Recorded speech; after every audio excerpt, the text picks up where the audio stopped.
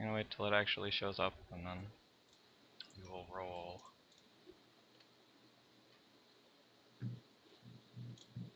It's never gonna show up. Ever. We will never make the internet.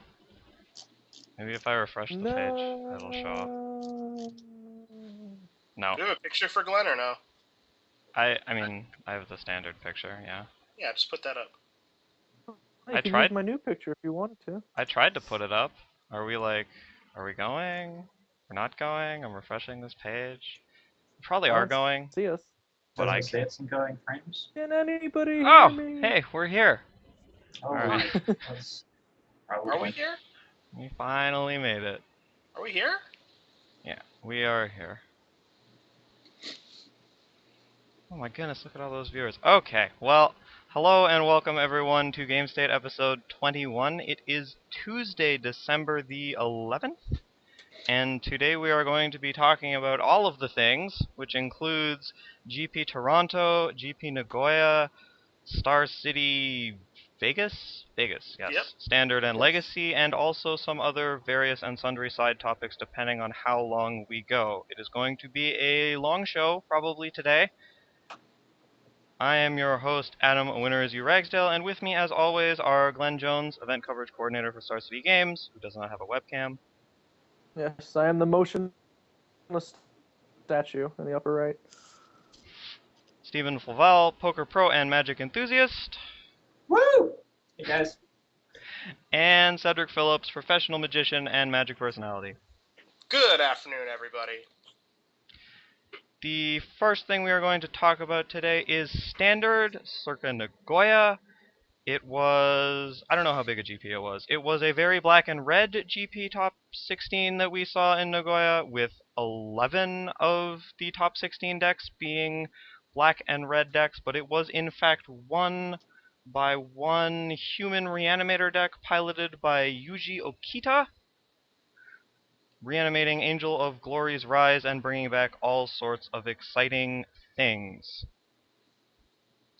The top 8, if anyone is interested, included 1 Naya, 3 black-red aggro, 2 red-black aggro, and 2 reanimator. 1 4-color humans and 1 green-white-black angel/hoof.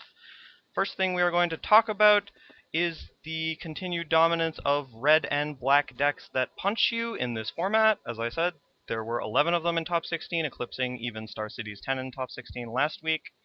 But we saw a whole bunch of different kinds of them. We saw Ash Zealot decks, we saw Zombor type of decks, we saw Volcanic Strength and Thrill Kill Assassin.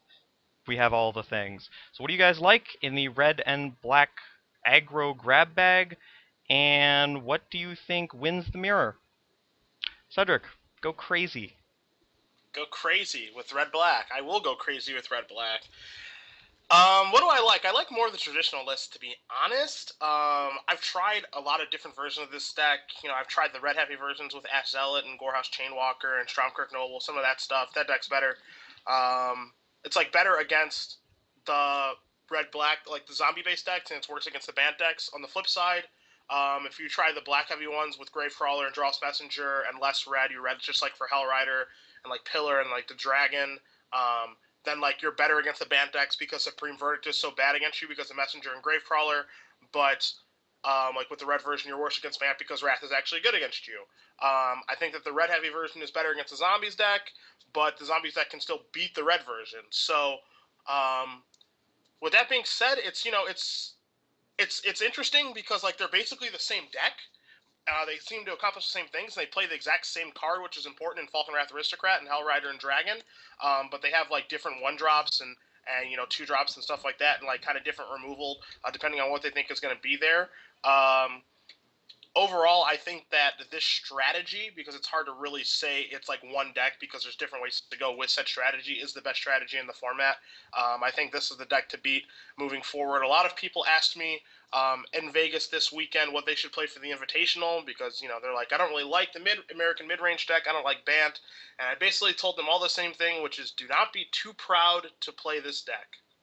Because a lot of like professional players are typically too proud to play this sort of mindless aggro deck and just lose to people who are worse than them because like they try to get too cute with like their Elixir of Immortality nonsense, and it's just like, just don't be too proud to do this because it is the best deck and it does keep winning for a reason.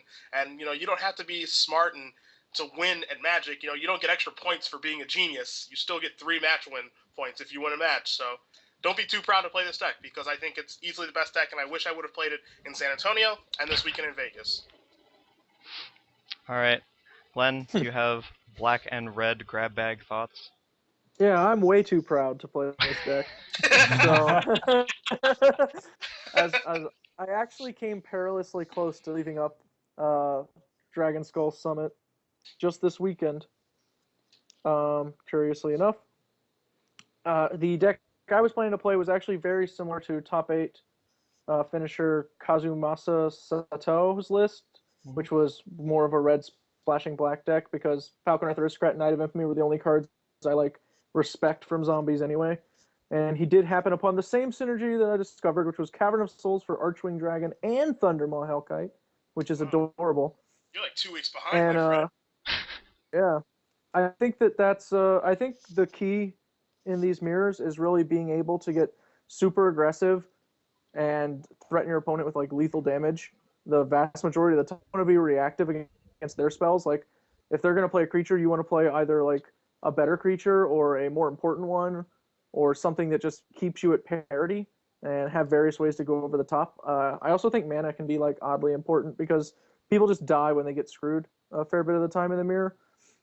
That's what happens when everyone's playing like 4/1 hasters and 5/5 hasters for 4 and 5 respectively, and they fly. That just happens a lot. So I think that you really want to be like a burn heavy version with like the better, more durable creatures and just be able to get to the life total really quickly. And that's one of the reasons Ash Zealot is like really attractive. Obviously, like shutting down the grave crawlers is minorly relevant, but really just because it's a 2/2 haster on 2, it means you're getting ahead in the damage race like immediately, which is a sacrifice you're making instead of like having a 1-drop on 1, but all of your 1-drops are terrible when you draw them in the late game, whereas Ash Zealot's not. So that's pretty much how I feel. I vastly prefer the red splashing black decks. I don't really like the black-red mid-rangey ones, even though I think that they're the more successful and probably like the better ones to play in a wide open field. I don't like that they don't sideboard very well. I feel like their sideboard cards are kind of weak, and they don't get a lot better in the post-board games, whereas everybody coming after them is going to get a lot more margin. Okay. Before we move on to Steven, I just want to check with you. I think it was last week that said his strategy in the red-black mirror was just to turn everything sideways every turn and like hope that they die. Is that like? I agree with that strategy. You feel similarly? That is much better than trying to do like the stuff said described as terrible, like blocking with Vampire Nighthawks and crap like that, like just pointless attack. Like, so you're not a Thrill Kill Assassin fan? Is that what I should draw from this? Yeah, I'm not a big fan of that unless you're attacking with it, but I think you could do better. So. All right. Okay, Steven, red and black. Yeah, 2 things I want to touch on that neither of you 2 mentioned. One is people are managing to move away from Reckless Guildgate, which I think is pretty important in the mirror.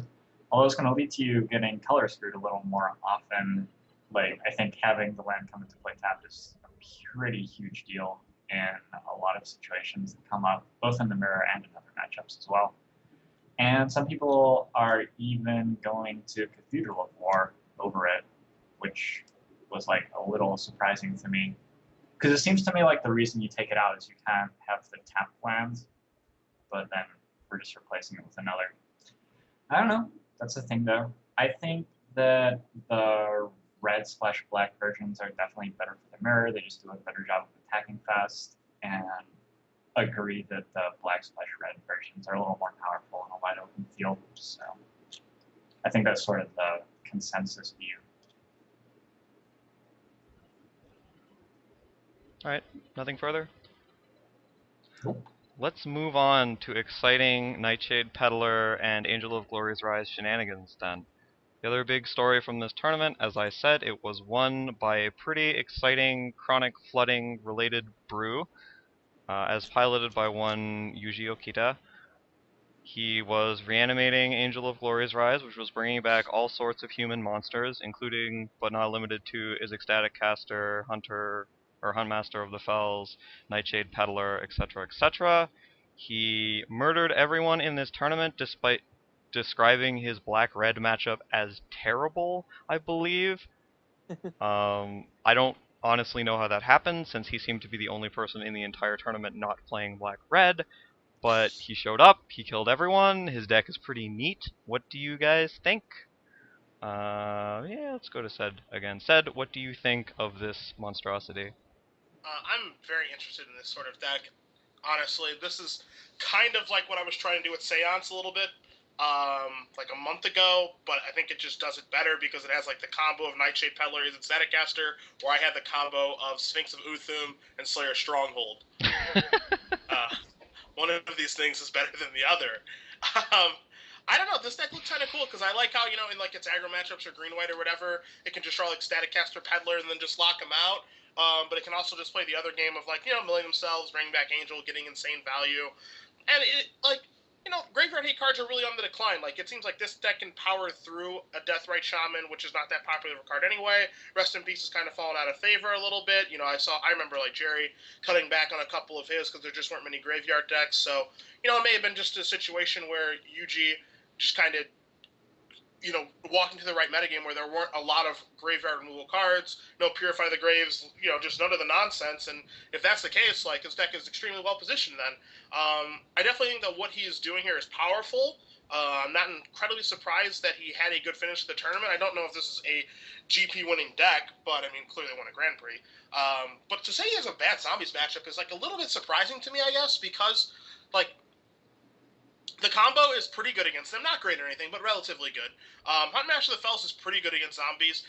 And then, like, getting back Angel of Glory Rise, while it doesn't kill, like, all of the cards, because, like, Aristocrat's on a zombie, Dragon's on a zombie, Hellrider's on a zombie, it still does take care of, like, 12 to, some number of their creatures. So, you reanimate this thing, and you, like, cull 2 of their guys, like, get 2 of your things back. It's like, I don't understand why this would be that bad of a matchup. I don't think it's great or anything, but it seems like, close to 50-50. Like, he gets better after sideboard because of, like, Cathedral Sanctifier and some other cards, whereas, like, I don't think Zombies gets that much better after sideboard against his deck. So to say, like, his black-red matchup is really bad, where, like, he probably had to beat it at least 3 times over the course of the tournament, seems a little suspicious to me. I just bring you his words, friend. I'm not making the judgment myself.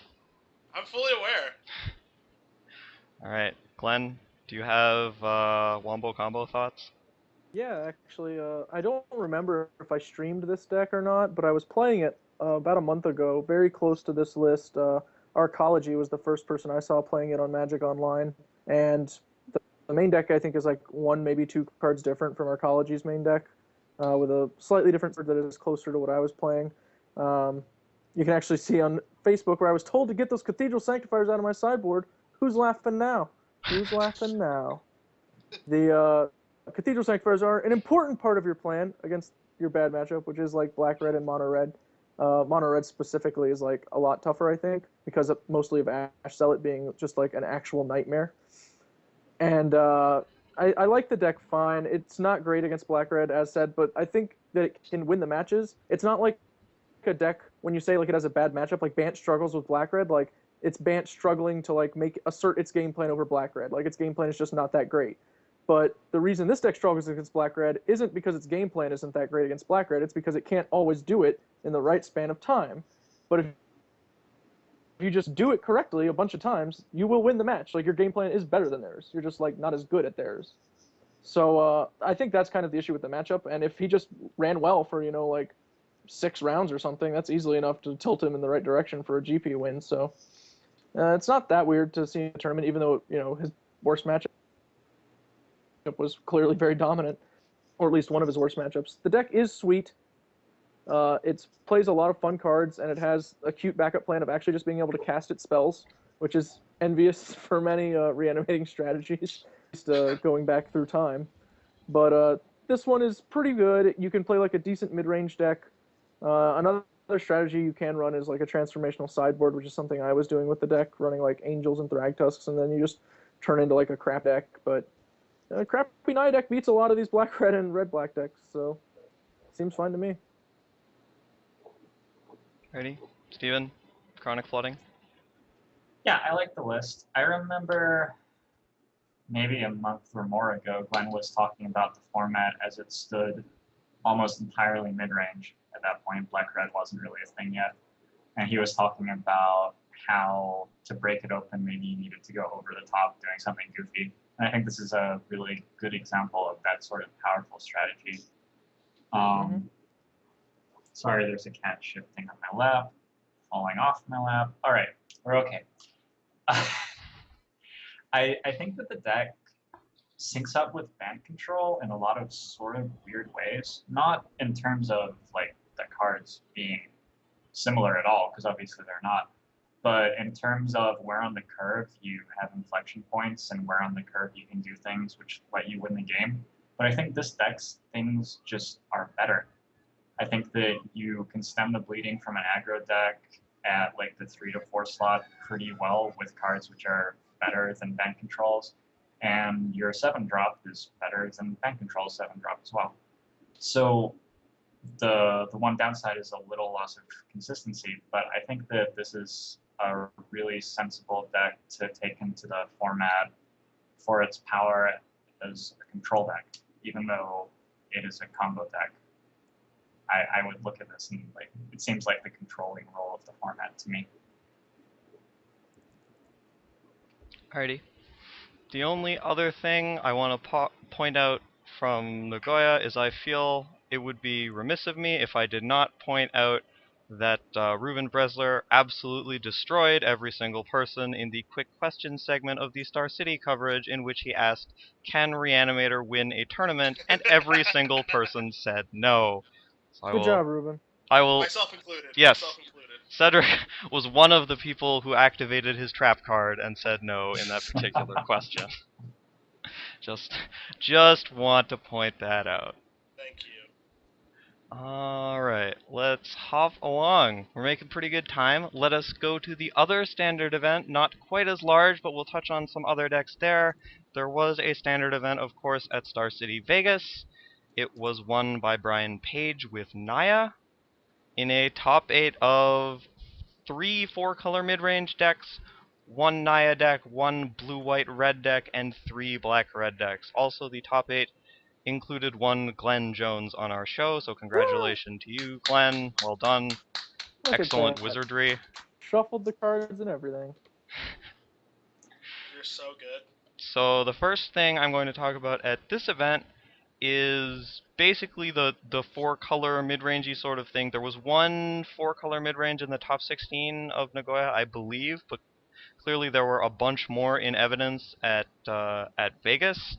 Glenn was playing one of them, so I just was hoping we could have Glenn take us through some of the joys and perhaps failings of the 4-color mid-range archetype. The first off, after the Open in Baltimore, and basically after seeing just Black-Red do so well over the remaining Opens, I kind of like didn't think I wanted to play. Like I said, I was probably going to sleeve up Ash Zealot. And then Brad told me that he really liked the deck he had played at the TCG Player, even though it had not done very well for him. He said he ran into some bad matchups. But he said the deck beat Black-Red and Blue-White-Red, both pre- and post-board, and a great post-board matchup against Bant, which those are like the only 3 decks I'd even heard of. So I was like, okay, this sounds interesting. And he showed me the deck, and I was like, well, I guess I'll just play this in the dark or whatever. Like, sent me the list. I thought about it on like the plane to Vegas and like what cards I liked, and Lingering Souls was the one I was most skeptical about because it just seemed like it was bad against everybody. Like post-board, Blue-White-Red has Staticaster. All the other red, white, green decks have Bonfire of the Dams already. Black-Red has Thundermaw, Hellkite. It's like, so it's only good in like a lot of pre-board situations and not even like in all of them. But he wound up selling me on it, telling me is an important part of your plan in those matchups, and just using it to like figure out exactly how you want to race damage is pretty important. So I wound up going on it, and the black in the deck, if you're not familiar with the list, although I'm sure we've got some links around, was for principally just Lingering Souls and Ultimate Price in the main deck, and Slaughter Games, which was the big sell in the sideboard, Tragic Slip being another nice one. Tragic Slip plus Lingering Souls is an excellent solution to Thundermaw, Hellkite, and Falcon Wrath Aristocrat at the same time. Both cards are like pretty good against those cards. Lingering Souls, you obviously just don't want to flash it back until they play a Thundermaw Hellkite, and then after that it prevents 10 damage. So it's usually pretty reasonable. I think the big thing with the mid-range decks is basically you have to figure out how you're going to cast the Wall Tusks. most obviously, like Jun Yu, the player who beat me, was playing Sphinx's Revelation, and then he had like a bunch of junk in the sideboard. But beyond that, we were mostly on like very similar plans. His plan was Bonfire of the Damned and Sphinx's Revelation, and my plan was Bonfire of the Damned and Garruk Primal Hunter. These cards are pretty similar cards, all told. And I think that it's a pretty reasonable plan for the mid-range matchup. These cards are also like pretty bad against most everybody else. Bonfire of the Damned in particular is like really mediocre against a lot of non-Huntmaster of the Fells opponents. And the Garruk Primal Hunters that I kept in the sideboard are pretty bad against like everybody except Control, where just any threat's worthwhile. So really, your mid-range decks, you're kind of revolving around these like, I don't know, like 16-ish variable slots that you're trying to like coordinate to match up against whatever you're going to see. And as long as you keep to like the same basic core of creatures, your black-red matchup's going to be like pretty reasonable. Huntmasters is a thorough beating against that deck, and Restoration Angel in conjunction is an even more thorougher beating. I think that we're not going to see the end of the strategy. I know looking through the Grinder deck list from Nagoya, I saw like a lot of different takes on it, and the most interesting to me was Falcon Wrath Aristocrat, which I didn't really think about running. Obviously, I should have, because like my deck is very close to the deck that was just like good in block, and that deck added Falcon Wrath Aristocrats. So it seems fine to go in that direction. I think there are a lot of places to go, and I very much doubt we've seen the end of the archetype. It should remain, because the mana is so good, like a pretty good player going into Gatecrash, and then once you actually can Farseek for Sacred Foundry, my God, you have no idea how many times I wanted to Farseek for Sacred Foundry. But once you can actually do it, I think the deck will be pretty good. All right, Sed and or Steven, do you have 4-color mid-rangey / Naya-y thoughts? Steven, you can go first. All right. I just want to ask Glenn what changes he would make, or like what cards are good against certain decks in particular. Just like, I haven't played the deck myself, but I think it's interesting, and obviously there are a lot of cards you can choose from. The big cards that were awesome for me were Rakdos' Return and Garruk, mostly because of how insane they both are in the Naya matchups. So like I would those, especially since I think those decks are going to continue to be very good. Rakdos' Return in particular, like everyone seemed to just have forgotten the card existed.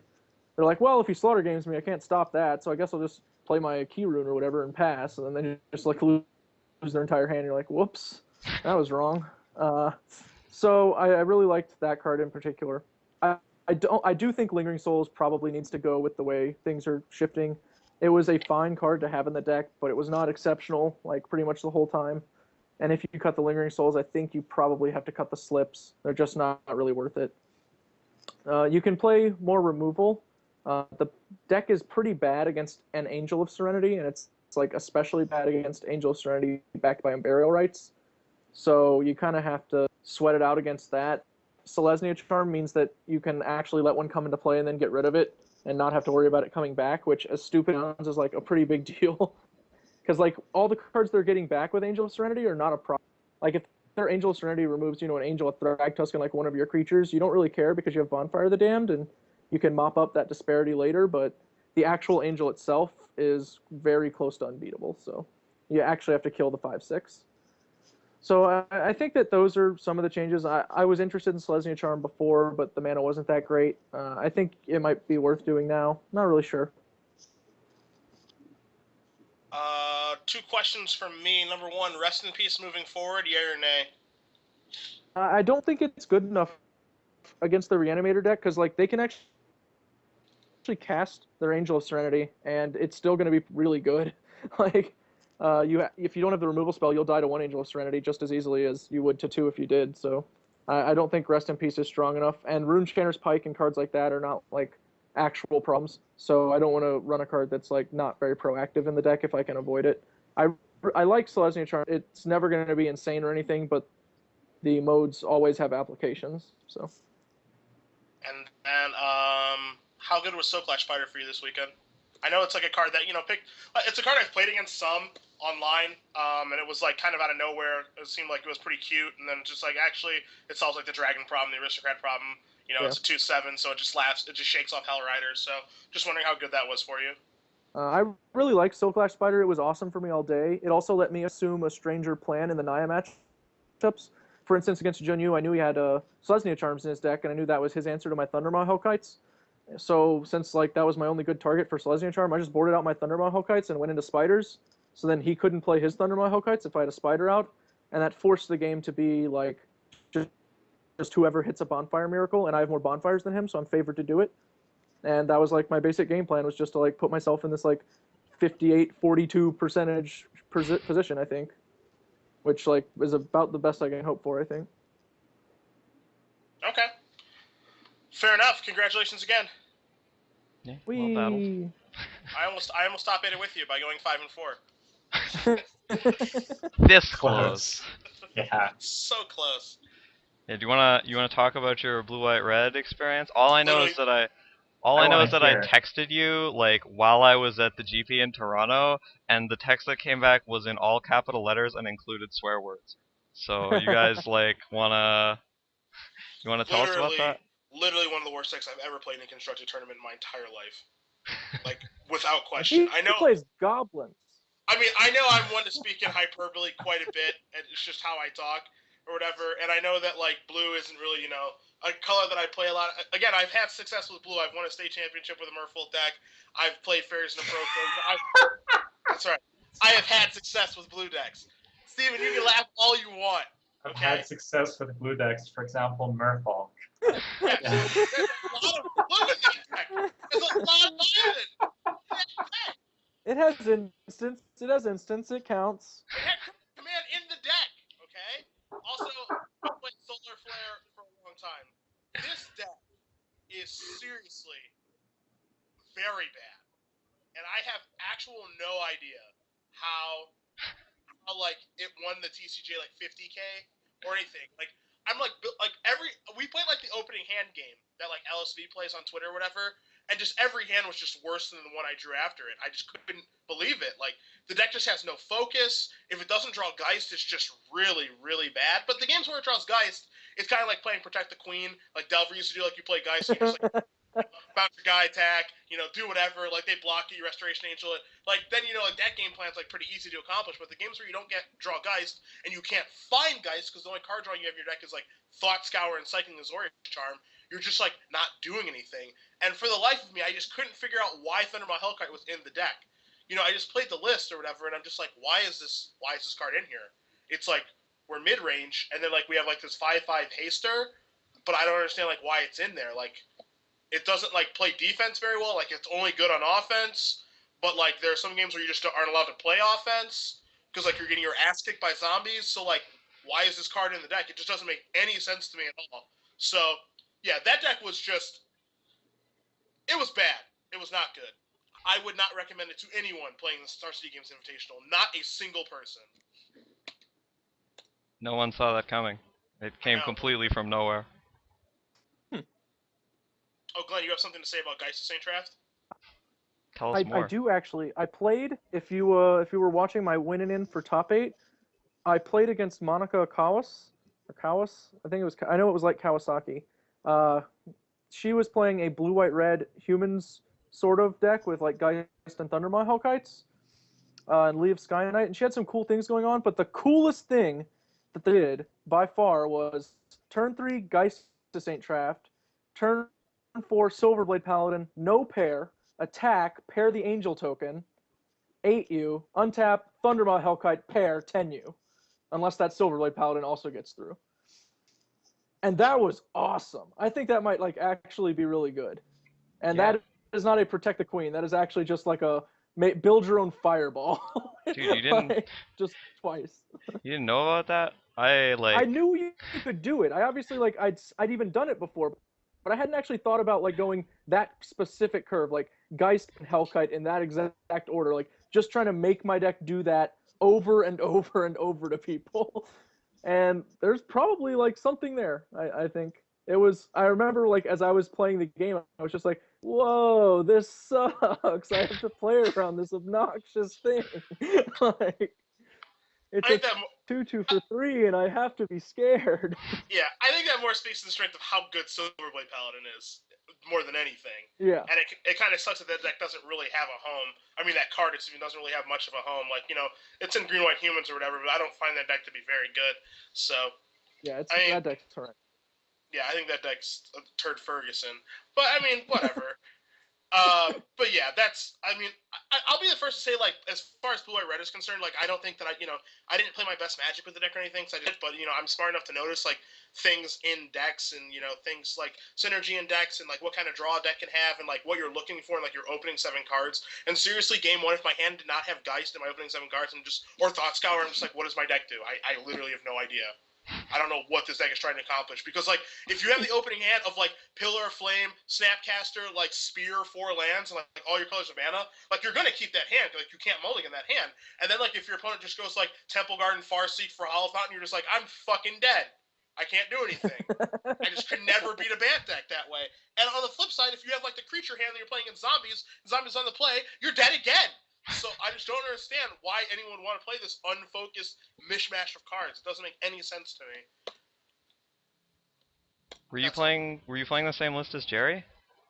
I was playing like the list that David Bauer and Ryan Hipp got in the finals. Jerry basically designed me a version with Geist instead of like his all end step version with Pillar of Flame, just because he thought it would fit my my skill set better, which I agree with. Like, I wouldn't play the flash stick very well. But like, I think like the Geist version, it's just horribly unfocused when you look at the deck list. Like, the deck doesn't really, like, it doesn't do anything. You don't know what your game plan is every game. When you're drawing your opening 7, you don't even know what you're looking for. Because like game 1, like, let's say you win the roll and you don't know what you're up against, so you're just like, I have to keep, because like I have like 4 lands and like 3 spells and like all my mana, so like I have to keep. And it's not like I have like Ponder or something to smooth my draws. I have Thought Scour to, like, smooth my draws. So like any like hand that's like borderline, you have to keep. And it's like, if you're in the wrong matchup, you're just dead. You are just so dead. So yeah, I don't like that deck at all unless you're drawing Geist, and you have no way to ensure that you draw Geist. Steven, you were just laughing over there. In fairness, I am really enjoying you elaborating on why you don't like that deck. I mean, do you think I'm right? Do you think I'm wrong?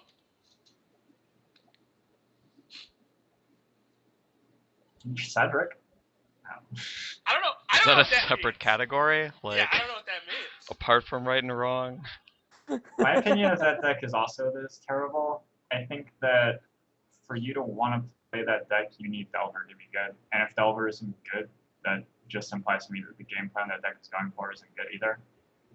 I mean, I don't know. I agree with a lot of what you're saying. A lot of what you're saying, I agree with. Like, I 100% agree with you, but then, like, I see these tournaments or whatever, and it's like, you can say whatever you want about, like, the strength of, like, the SCG series or whatever, but the TCG 50K had good people in the tournament, like, top to bottom. Like, people, like, flew to that tournament and stuff, and it's just like, that tournament was just 2 of those decks in the finals, and it's like, I haven't played the deck before, but I guess, like, 2 of those decks in the finals, like, this cash tournament, it's got to be, like, relatively good, and it's been putting up, like, reasonable results in the SCG circuit, and then I play with it, and I'm like, holy god, this deck is bad when you don't draw Geist the same draft.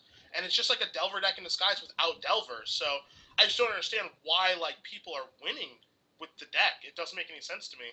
And I mean, I don't play Blue, but I'm not brain dead. Like, I know how to play Magic, and I just didn't feel like the games I won, it was just like Geist, and then just like burn you out with Searing Spears and Pillars, and like, that should not be a strategy, I think, in this format. Like, that's pretty embarrassing. And like, my Snapcasters, I was always hoping to hit Spear with them, and like, are we really is it really good if like Snapcaster and Searing Spear is like the best thing that you can do? I can't imagine that's awesome. So that's just how I felt the entire weekend. I feel like we should say, in defense of this deck, that Cedric also does not like any other deck in this format. So I mean, that's definitely true. That's definitely true. It's not like he likes this deck less. He just hates them all, which I think is a totally reasonable place to go. Last question before we get away from Standard and talk about the other things that happened this weekend. Why was there a whole whack of mid-range in Vegas when there was nothing but aggro and combo in Nagoya? Ced, tell us why. Dude, I have no idea. That's a bad answer, friend. Isn't that like a great answer? They like play by their own rules down there in Vegas and like the LA area, which we'll get to when we talk about Legacy. And Glenn could definitely back me up on this. They just played by their own rules down there. Like, I thought there was going to be infinite black red zombies. There just wasn't that much. And then there was just like a shit ton of mid range. It was just like, and it wasn't like American mid range. There was just like a ton of like Huntmaster mid range decks. And then like I don't think, and I'm not 100% sure, but I don't think there was like any band control in the room. Like I know that AJ was playing it, and then like no one else was playing the deck. I didn't see any of it all weekend. So I don't know, like if they're just not getting the memo, or they just want to play whatever they want to play down there. But yeah, there was just a ton of like Huntmaster mid range decks there this weekend. Right, Glenn? Yeah, I primarily played Huntmaster mid-range decks and blue-white-red decks in the Swiss. I did not. I played against one black-red zombie deck in round 2, West Wise, one of our buyers who also tied, and that was the match I lost in the Swiss because I just didn't play spells in 2 of our games. Like fittingly, Wes and I had played the matchup at the casino, like at the bar for like 3 hours, and I just trounced him 70-30, and I was like, okay, I like this matchup. Get paired in round 2 and get smashed.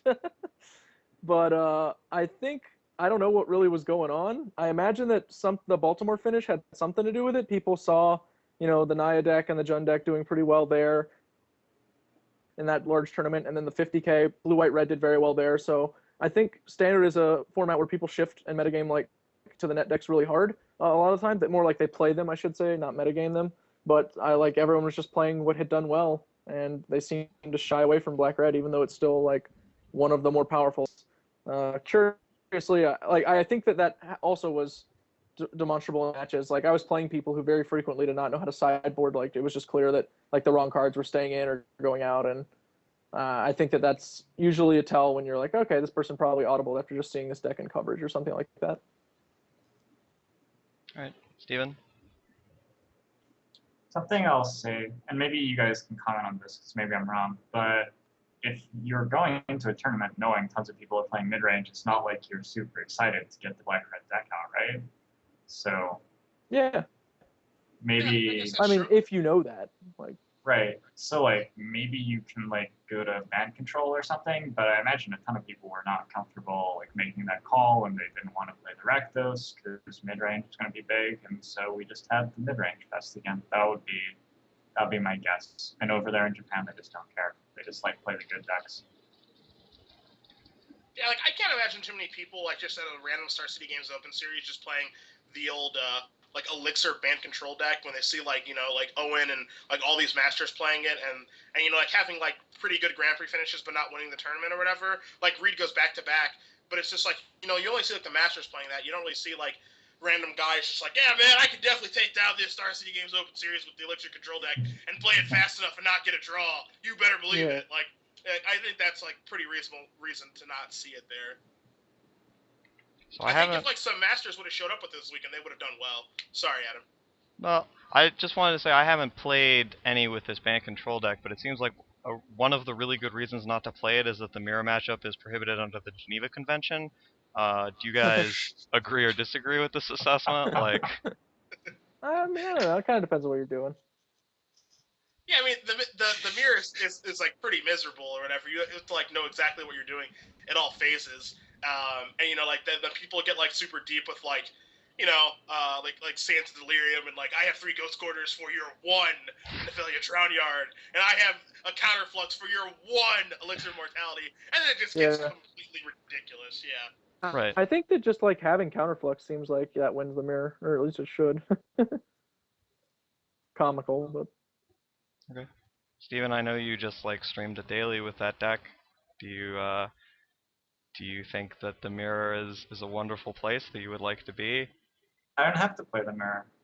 If I did have to play the mirror, I would have lost because I probably would have been getting food like halfway through game 1. Okay. Just gone. I don't know. I mean, I'm not morally against control mirrors. That just seems like a really miserable one to play, though. Yeah, that's calling that a control mirror is not doing it justice. Not at all. The way the cards line up, the way the strategies line up, it's just ugly. Yeah, I don't know. I'd be like totally happy playing that deck as long as it was guaranteed I would not play the mirror. Oh, yeah, guarantees. me too. Yeah, me too. I would love it. Yeah. Yes. I didn't get to play against it at once. I was actually like pretty interested in seeing how my sideboard worked since Brad said it would work. But I didn't get to try it out.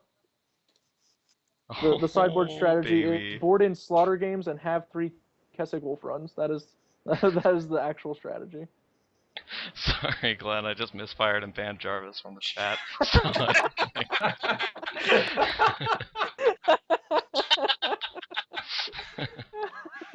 That's awesome. we unbanned him, but we will never know what he just said there. Alright, Arvo.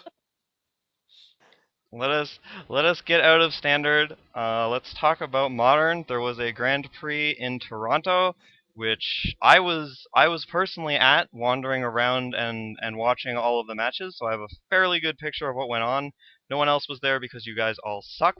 But the Cliff Notes version of what happened was that there was a ton of Jund at this tournament, Yeah. and it was by far the dominant deck for the entirety of day one and of day two, all around the top tables. There were a couple interesting things that you may not have been able to glean from the coverage. One was this deck that the coverage has deemed Haunted Zoo, which you can find a list for here. I will stick it in the chat. If you go to this link and search for William Jensen, like Baby Huey's grinder winning deck list, this is essentially the deck that Reed Duke and Owen Turtenwald were playing in the tournament. I thought it was a pretty interesting deck, and it was one that I did not instantaneously hate, which makes it rank pretty high on the list of modern decks for me. Other things that were interesting, there were a large number of good Magic players playing a green-blue Scapeshift deck, splashing red, green, blue, red. Like, I know there were 2 Scapeshift players in top 8, but these were other independent players that were all playing like the same list card for card, so it was kicking around the top tables pretty much the whole time. Like Ben Stark was playing that, Oren Beasley, David Sharfin, and Pat Cox, like a bunch of fairly known good players were all playing that deck. Is there anything else I wanted to say about GP Toronto before we got into questions? Not really, other than that it was run really well. Oh, also, some people came up and said nice things about our show. I appreciate that.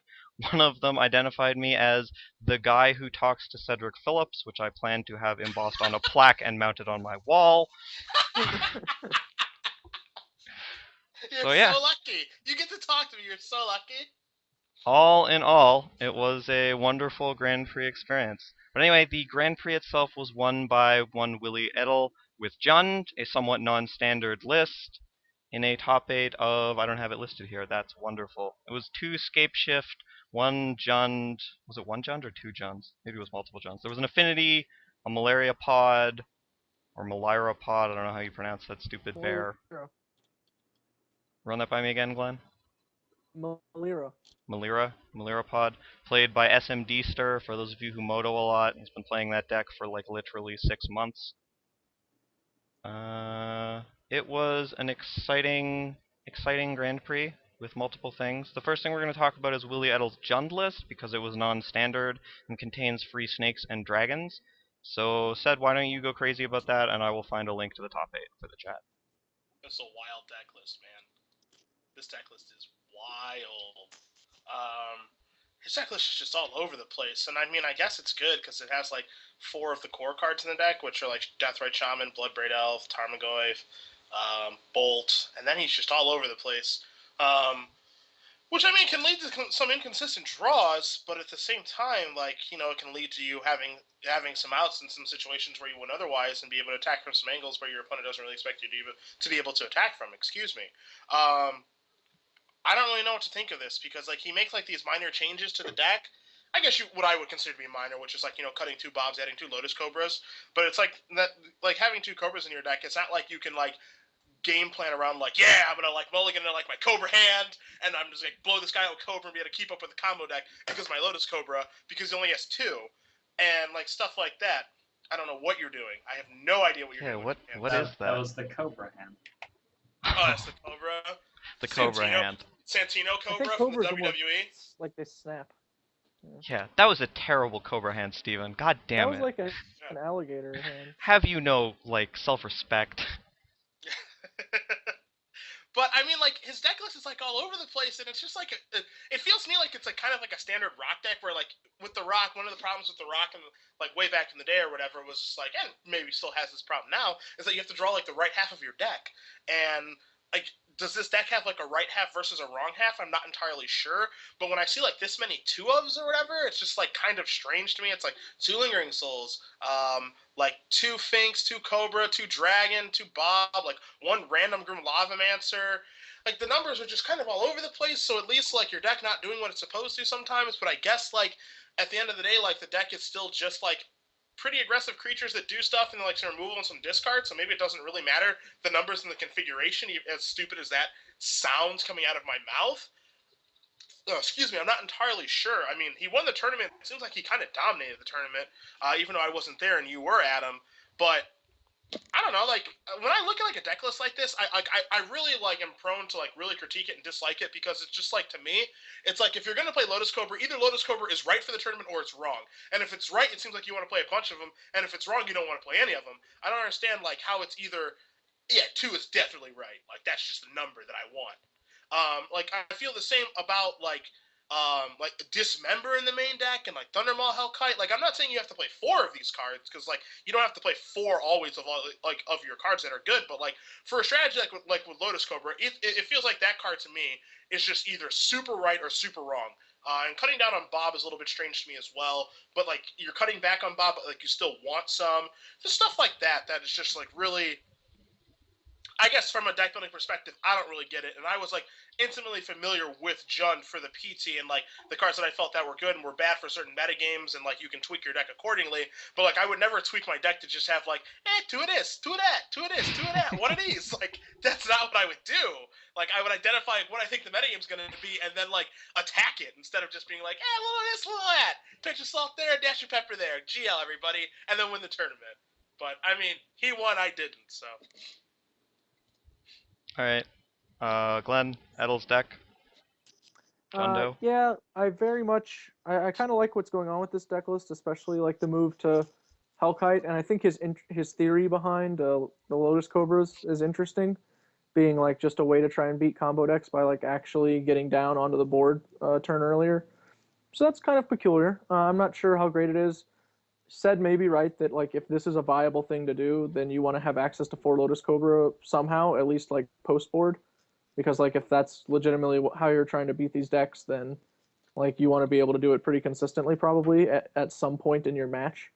So I find the two curious, although I'm not as big a huge like naysayer of it as said is. I think there are definitely like diminishing returns to having like multiple Lotus Cobras in a lot of scenarios. Obviously, like it's a card that's much stronger in your opening hand, so it's the sort of thing where you're more likely to want 4.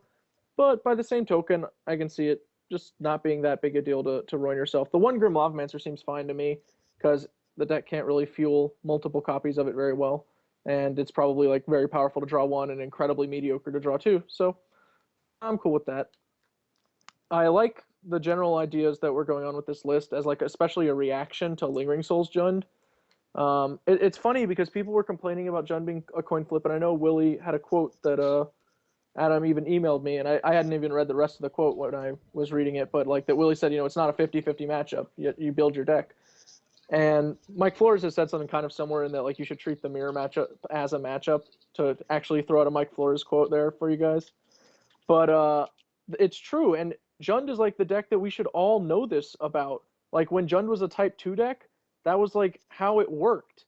You walked into a tournament with Jund, like Jund won the tournament, like, oh shoot, well how should I do that? Beat this then? Well, I guess I'll add some like Goblin Rune Blasters in my deck. We'll see how they like that. And then that's just how the format like started cycling with people like playing these Jund decks built to beat other Jund decks, and then going to like 26 lands, so that's not good anymore. And it just keeps cycling back and forth.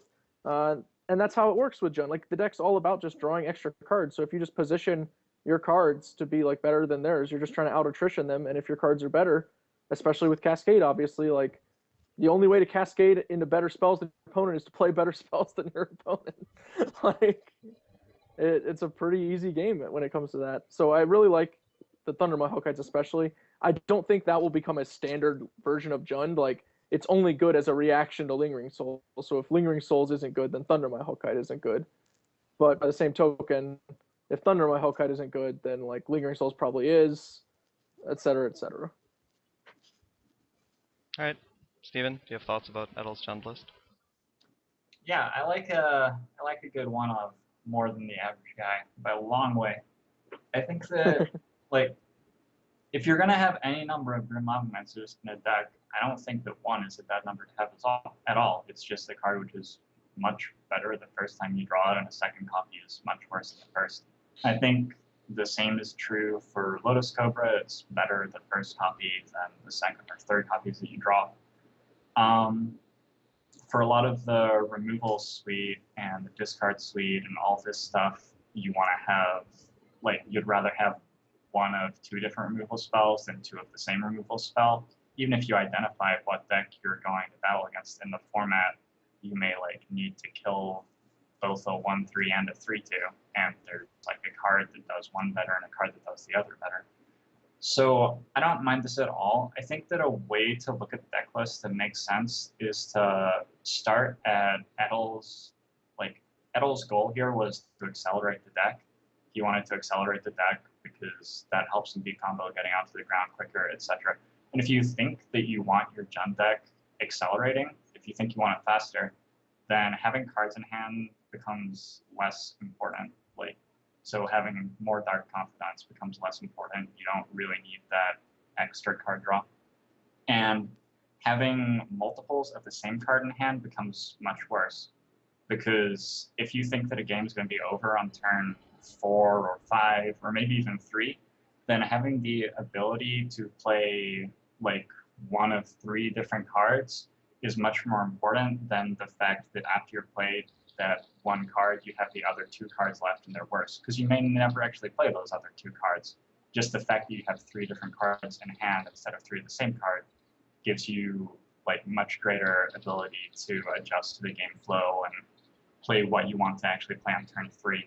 And then, you know, you may have cards still in hand at the end of the game, but you didn't need to cast them. It's already over. So that's how I look at this deck list and how I think about it.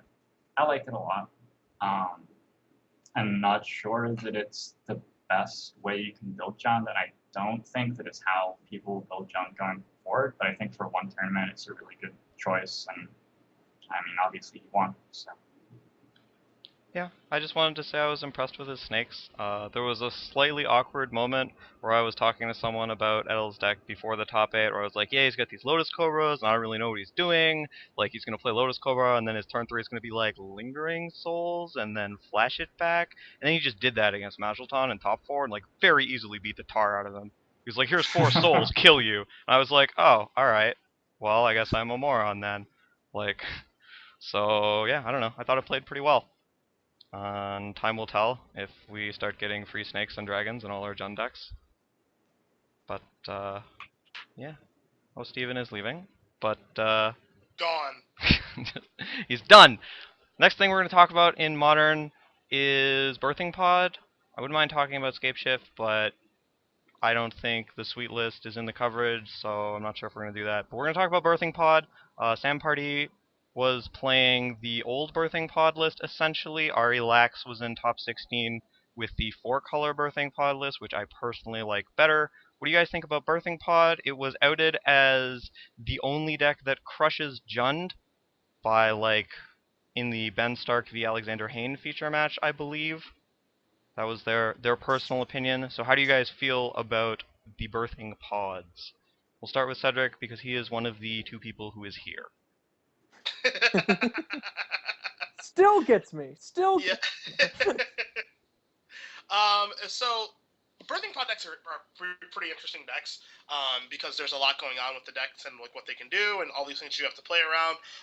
And honestly, in both versions, there's the version that Ari Lax played that he's championing, that does a lot of different things incredibly well. Stands up to discard really well. I think it is a very, very good deck. Saying it's like the only deck that really crushes Jund, I don't think is relatively fair.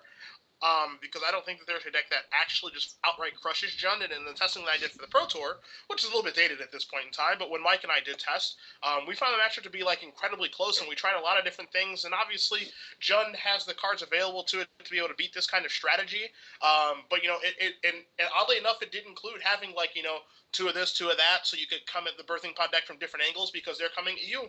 They're coming at you from different angles. So I think that the Birthing Pod deck is. I think that version of Birthing Pod is actually quite good. Ari did get 13th place, and doesn't really surprise me very much. The one that Sam Pardee played, SMD Stir on Magic Online, a pleasure to play against him. Yeah, absolutely. It's all kinds of fun. Yeah, just a real joy to play against him online. That deck list also is, it's very in depth in what it can do, and it's very hard to play. And there's a lot going on, which is doesn't surprise me at all that Sam had a very good finish this tournament, because he's been playing the deck like crazy.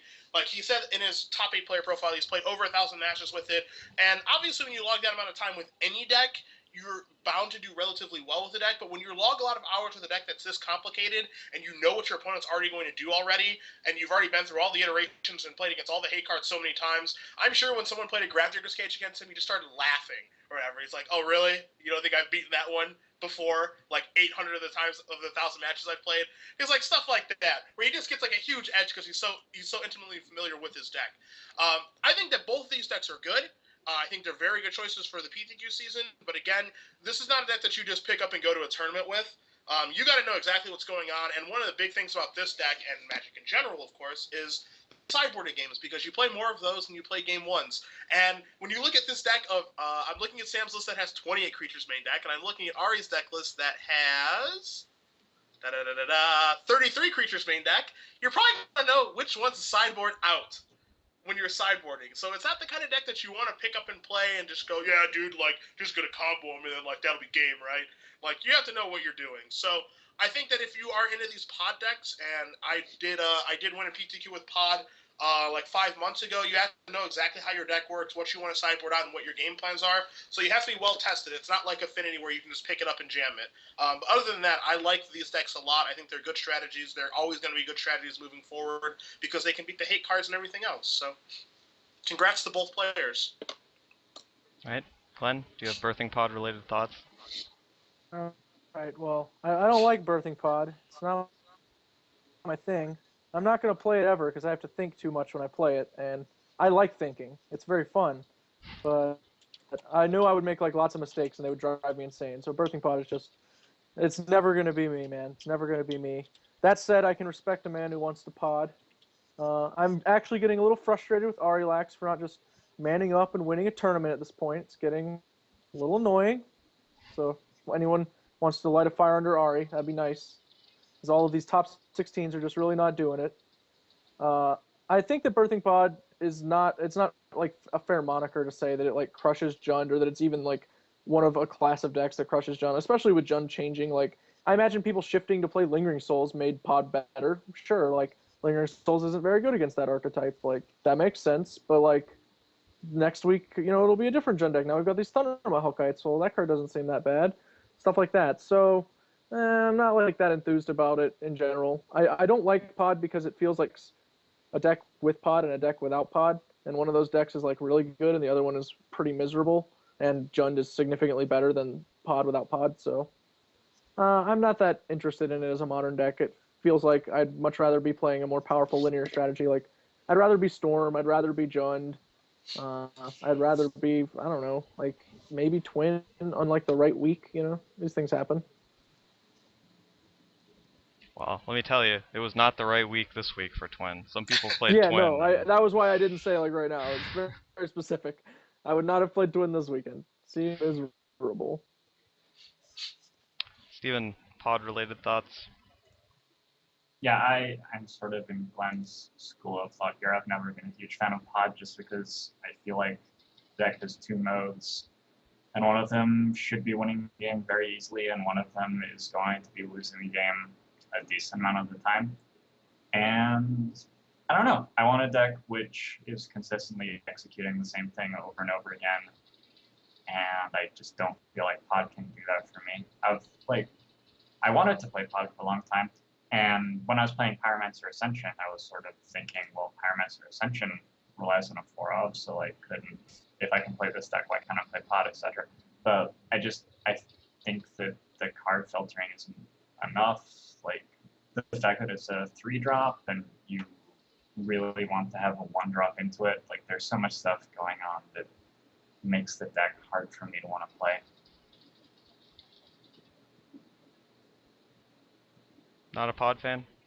No. So we Not at have all. like 2 negative pod people, and said, were you pro pod? I feel like Yeah, you were pro pod. I'm relatively pro pod, honestly. Yeah, I like the flexibility of the deck quite a bit. You know, I know it's going to lead to some pretty awkward hands and, you know, some kind of embarrassing that can occur, but overall, I do like the flexibility of the deck quite a bit. I mean, I'm personally anti-respect their right to choose. So It's good of you. Appreciate you not forcing your politics on them. That's very open-minded of you. Very stand-up move, Glenn. yeah. Metagame has ways of shutting down legitimate pod decks. That's true. All right. The only 2 other decks I want to touch on super quickly from this tournament are Scapeshift and Red Green. I don't know. Maybe you guys can explain Scapeshift to me, because like as I said, a lot of legitimately good players were playing Scapeshift, and I don't really understand what it does. It seems like a Drago deck that just like kills you on turn 7 or whatever. It's like, surprise, my lands are coming at your face. Is that good? Like, do you want to do that in this format? Can someone let me know? I mean, it doesn't. I mean, I suppose, like, you know, there's like a metagame that can surface where like this is a strategy that is good. Maybe like, I mean, we have 2 in the top 8 this weekend. It maybe like this was the metagame where like it did shape up to be that way. Like, you know, I think that's possible that like with Utter Layton's take on Jund, where he added Lingering Souls and cut whatever he cut for it. I can't remember off the top of my head what it was. But like if you have other messengers. 3-drops. Yeah, that's right. Yeah, you can't like messenger and things, and like when you're adding lingering souls and cutting messengers, your deck is like not as aggressive as it normally is. So like, if you're not killing the Scapeshift deck very fast, you know, you just give them the opportunity to like top deck and peel out the situation and kill you. Like Edel's deck, he has Cobra, so he's speeding his deck up. So like that seems like a nightmare for Scapeshift because like he can just like turn 3 Thunder Maul you, just get in your face always immediately, which is like pretty good, I think. But like if people were assuming that like people were going to copy Josh Utter Layton's deck, like their deck is slower, Josh's deck was more geared towards like Affinity in the Mirror and not so much Scapeshift, then I think that like it's reasonable for Scapeshift to do well that weekend. And I think that's maybe why we saw some of the success this weekend with Scapeshift.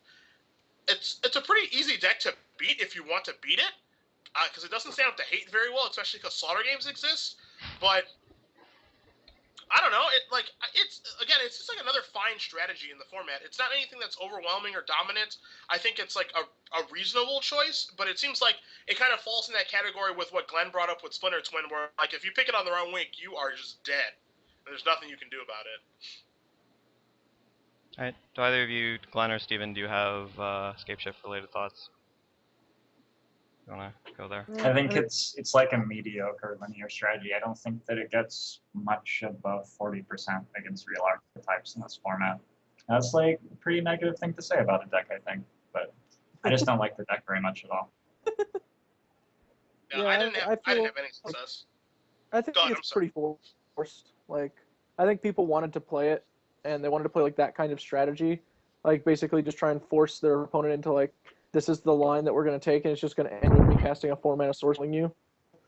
But like, Modern's pretty tough format to make people do what you want to do, so I'm not that interested in that. I'd rather be doing, like, if I was going to do something cutesy, I'd rather be like Giftsing, because at least that deck is, you know, casting some pretty powerful spells and can assert its role just much better.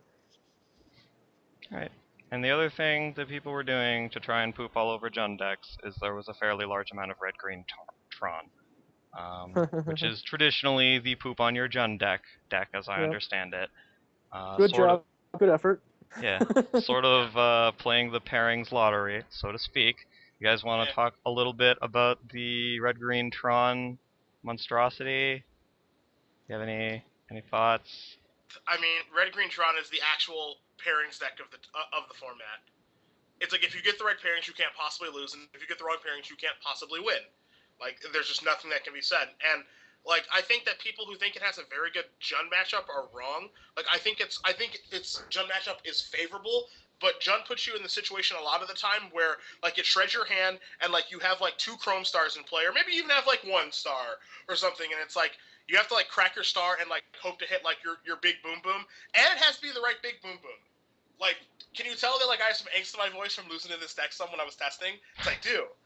Because if the boom boom isn't Wormcoil Engine, a lot of the time they die. Because like obviously Jund has a problem with Wormcoil Engine. It's huge, it has Death Touch, it's better than other creatures, you kill it, it makes 2 more guys, whatever. Like, but there are situations where like if it just like it nuts on them and then it plays card and they're just like, yeah, kill it. And then the guy's like, oh, but I Well- play turn 3 Karn. You're just supposed to be dead now. It has 10 counters or whatever. And then they're just like, yeah, we don't care. They like kill it, they pulse it, or they ignore it, and then the person just loses. So that's why I don't like that deck, because sometimes even when it does what it's supposed to do, especially when it's on the draw, and it's just like Tron Land, Karn, yeah, and you're just like, you're dead, and they're like, why? Like that's why I would never play that deck. Why? Is boom boom a scientific term? Is that like from Boom boom, Flores yeah. or? Yeah, Yeah, boom yeah. boom is scientific. Is that how we determine if something's scientific? Yes. We ask Cedric. Yeah, No, we ask absolutely. floors, obviously. Oh, Boom. okay. Honey boo boo. There. Boom. Oh, I did man. watch a surprisingly large number of red-green versus Jund matchups where they would play Karn and the game would not instantly be over. And I was sort of Yeah. left scratching my head over that, like, how is this happening? Like, they'd get in a spot where they could play it and, like, eat their Goyf, but then it just dies next turn, so it's like, kill a Goyf plus gain some life, or they could, like, +4 it, but they're way behind on the board, so they, like, could actually lose the game pretty easily if they have a lightning bolt or whatever. And, yeah, I don't know, that was kind of weird. But certainly I think red-green like came out ahead against other fair on-board decks. I know that it was like almost single-handedly the reason that like both Reed and Owen were sent down to the bottom part of top 64 because they just got completely murdered by red-green Tron, like with Yeah, their zoo sure. deck. Yeah, I mean, and that makes sense. Like, again, it's just a complete matchup deck. Like you said, and this is the reason I didn't play it at the PT and didn't really like. I tested it a little bit, but it's exactly the situation you said, where like they like play turn 3 card, and then they have to like decide what they want to do with it. And like if you're deciding, you're just like, I think I'm gonna do this, and it's like if you have to make that decision, then like that's just that strategy can't be good, right? Like if you're playing card, it just should be game. Like when the deck became a thing, when Charles Skinny won his PTQ with it last season, people were just like, "What expedition? What's going on here?" And then he's just like, "Yeah, dude, turn 3 card," and they're like, pardon me," and then they would just die. Whereas now it's just like people know what the deck's trying to accomplish. They have sideboard against it, and if it's in the wrong matchup, like if you've ever seen that deck against Scape Shift, oh my god, it's like 0-100 in favor of Scape Shift. If you remand a card against that deck, it's just over. It's just not good. I did see a pod player like play turn 3. I think it was turn 3 Avalanche Riders on the play, and then Restoration Angel at each of the next 2 turns against Tron, which was like fairly enjoyable. Did I But get us there? oh yeah, he got there. It Yep. was close game, but he managed to pull it out. Bet it was. Glenn, do you have Tron thoughts before we move out of Modern? I think Zed covered it pretty well. He echoes my own thoughts. Alrighty. Glenn, it really that feels like a deck you would hate. I mean, I respect its linear nature, but I just don't think it's good enough in Modern. Like, I like decks that, do one thing really, really well. I don't think that is a good enough thing to do. I'm Alright. in agreement with you. Steven, how do you feel about Red Green Tron? I'm trying to think of like a reason that I would think anything about Red Green Tron. Because like honestly, what I think about Red Green Tron is like we'll never ever play that deck. We'll never feel any reason to prepare to play against that deck. So yeah.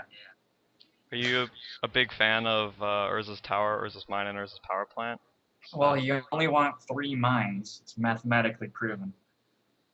Wait, what just happened? Yeah, you should play 3 of one of the Urzatron pieces. I will walk off this set. That joke might be 5 years old. Yeah, I don't like the deck at all. Okay. Tough, but fair. Alright, let's get out of Modern. It's a big, goofy format.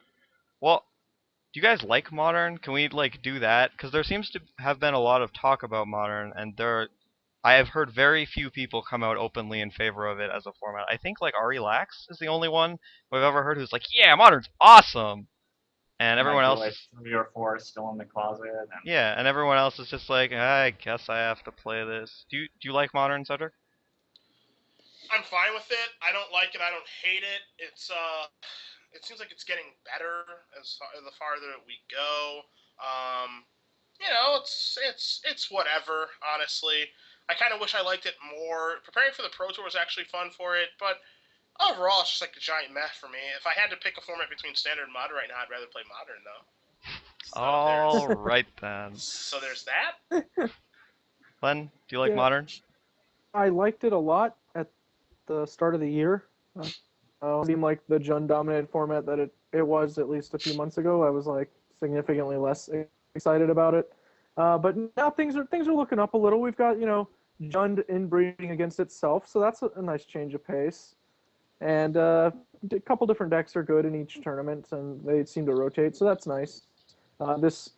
I refuse to dignify Haunted Zoo as a name, so I will call William Jensen's deck is like one of the cooler decks that I've seen. I saw someone in the chat said that he built it, that Reed Duke built it or something like that. Yeah. And that's the first deck I've seen in like a long time that made me want to actually buy Tarmogoyf Sunmoto. So I might wind up doing that in the near future because that looks like something fun.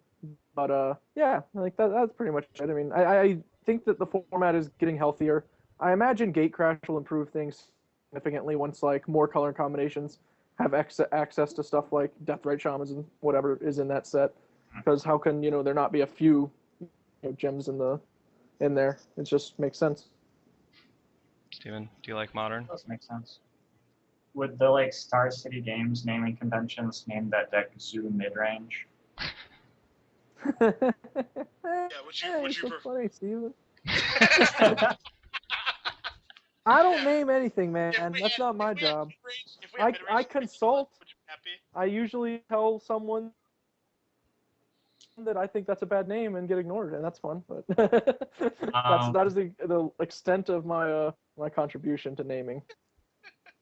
My feeling on Modern, as sort of an older guy in the Magic community nowadays, is I was really excited to get to play with all of the sweet cards that I'd like grown up playing with when they announced that Modern was going to be a format, and then they banned them all. And Did I yeah, like it made really? it hard. Yeah, I really wanted to play Arcslogger in Modern, but they banned Chrome Mox, so I can't. God damn.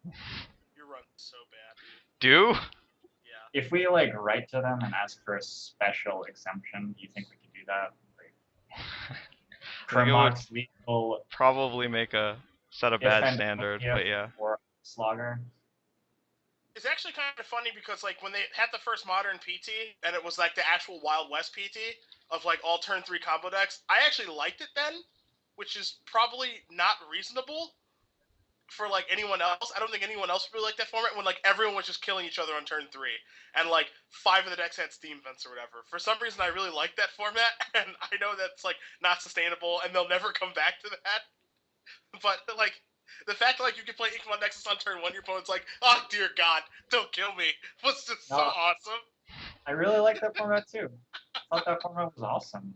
Yeah, I thought that was like pretty sweet. But one of the things I actually do like on Modern, I just thought of actually, and I thought of this because of this is shameless name dropping of Alex Magilton, top forming with Affinity again, is that he started Whip Flare in this tournament. As a concession to like the Jund decks playing Lingering Souls and like the last GP that he also top forward, he didn't have Whip Flare main deck or like I don't think he had it anywhere in his deck list. So like by starting Whip Flare, it actually let him get a leg up against like the people who were playing like Lingering Souls and Jarvis. I know it's your idea, but I don't want to give you credit, so it was Alex's idea. And Yeah, and if you say it again, we'll ban you from chat. Yeah, Taste yeah. it. We'll give you a timeout if you don't like it. But the thing I like about Modern actually is that like you can get a little bit goofy, like with some of the cards that you can main deck, and it seems like you've got a lot of like wiggle room on slots you can make, especially like with a card with a deck like Birthing Pod. You can do some funky things with like your slots. So I like that you can really get innovative with your with your sideboard and your main deck slots. That's one of the things I actually do like about the format. All right. And it's time for. I wish I had like a kazoo or like a party streamer. It's time for the Legacy Grab Bag. Thank you, Steven. There was, of course, a Legacy Open in Star City, Las Vegas. It was won by Richard. I'm going to pronounce your name wrong. Centani? Or Centani, I don't know, with Sneak and Show. In after a week in which we had 4 bug decks in the top 8, we are back to the standard Highlander Legacy top 8. Have 1 Bug Control, 1 Sneak and Show, 1 Hive Mind, 1 Ad Nauseam Tendrils, 1 Miracles, 1 Elves, 1 Bant, 1 Esper Stoneblade. As per usual, you guys get to pick a thing and talk about the thing, and then we will move on to some of our exciting side topics. Cedric, pick a thing and say some stuff. All right, I got a thing, my friends. This thing is Jacob Corey. He top 8'd both tournaments this weekend. He top 8'd standard open with zombies, and he top 8'd with Ad Nauseam. And you guys may not know Jacob Corey. Glenn, you might. From doing coverage in the areas. Okay. He's a Legacy specialist. He's very good at Legacy. He has an extensive Legacy collection. He does well in almost all the Star City Games Legacy tournaments that come around the California area where he is from. Jacob Corey came up to me, and he said that he played Storm this weekend because of the rant that I went on many episodes ago. I remember that, yes. And he basically said, you know what? He's like, because he had played Maverick for a very long time, and Maverick is like really poor position right now. He's like, F Maverick, F Fairdex, lighten some people up today. And then like he went like 6-0 in the Swiss, double drew in or whatever, and then like lost in the top 4 to some very good draws from like I think the Sneak and Show guy. But yeah, I thought that was pretty refreshing. Someone literally just going F this, F you, and like your Savannah and like your Deathrite Shamans, you are just dead. I absolutely loved that about this tournament. And the metagame was a really strange one, and I think that we'll talk about this. We'll talk about that after we do Legacy Grab Bag. Glenn, grab a thing. Yeah, if you follow me on a Facebook, you saw me posting my Goblins deck list, which is not Cedric's, but similarly themed in its uses. But what I didn't think about, I guess, or at least didn't remember, was Goblins is actually like really popular in this area. So I think that like for where Legacy's actual metagame is right now, Goblins was a good choice. One of the things that wasn't good was that like people just already play that deck a lot here, so other people are used to it. They've warped themselves against it in various ways. It wasn't really relevant to my tournament. I just got smoked by like one kind of not good matchup and one horrendous matchup in a blue-green poison. But I know that just talking to some people, like one of the funniest things was AJ when we asked him about E-Plague, because I know we had argued, Cedric, about whether people would even play E-Plague. And Yeah. I know at one point, like when you were playing AJ, like we just asked him, like, do you have E-Plague? And AJ's answer was, yeah, 4. I've played in Vegas before. Like, I'm like, oh yeah, I guess that might be a thing. I didn't really think about the fact that I should know that, or at least I know I have the information to figure out what people commonly play in this area, and I just didn't. So that was kind of a punt. But I think this tournament mostly taught me that I should probably learn how to play a brainstorm deck instead of just avoiding them all the time. So I might be doing that at some point in the near future, although probably not unless it's like a good time to learn it on Moto. Steven, pick a Legacy thing. I feel like it falls upon me to be the harbinger of woe. Jum's decks in 11th place and 12th place. They're like they've assimilated modern, and presumably what people did was there like wasn't a modern tournament in their neighborhood this weekend, so they just took it to the Legacy tournament. Just like almost won that one. So just look out.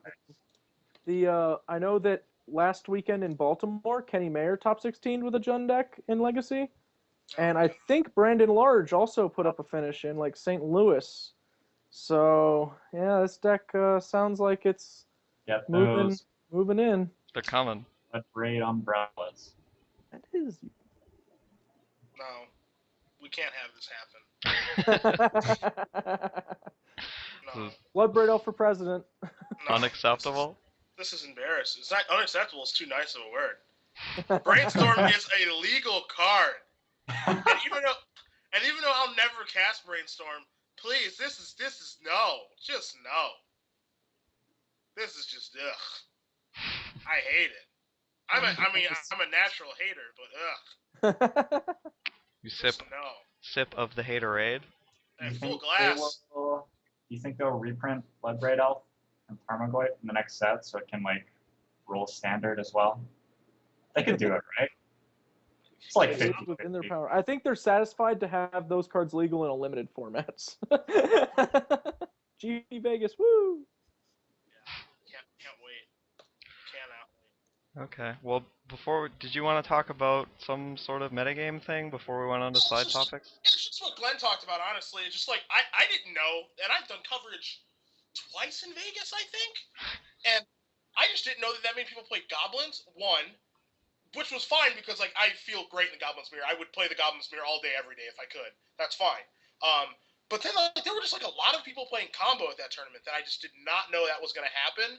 And it, like, makes me look, like, pretty stupid if I'm playing Goblins. There's, like, a lot of people playing combo, and I don't have, like, any hate. Like, I don't play Cabal Therapy anymore anyway, but, like, if I knew that people were going to play combo or something, like, I may have, like, Sleeved Up Therapy or Mind Break Trap or something, and it's just, like, round one, I just got belched on turn one. It's like, okay.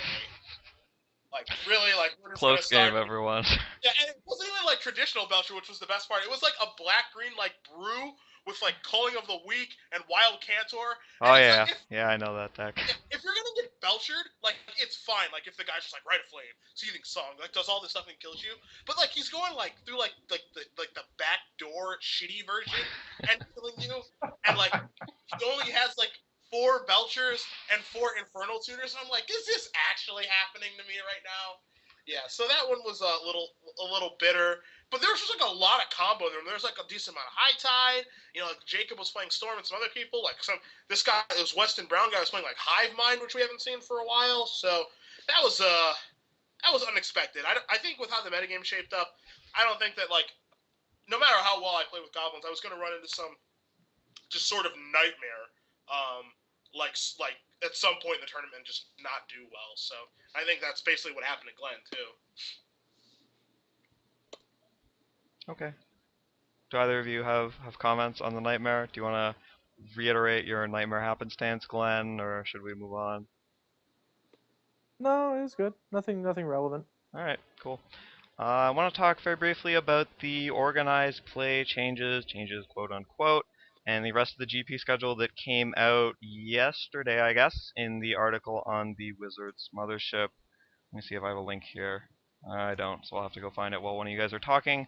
But basically, they just announced the rest of the Pro Tour / GP schedule, all the venues, and they talked about some changes in terms of Planeswalker points in PTQ situations and things of that nature. I personally am excited there will be another GP in Toronto, which no one will attend, and then I will be very sad at the end of this upcoming year as well. Cedric, do you have any other thoughts? Take it away. Yeah, first of all, suck it for living in Toronto. Look, it was just scheduled at a port. Flights to Toronto from Seattle were $700, man. I might I'm go. sorry. I don't know. I like Toronto. wanted to go, but that, for even a maniac like me, that's unreasonable. And I am a psychopath as far as like flying to tournaments and stuff. That was unreasonable.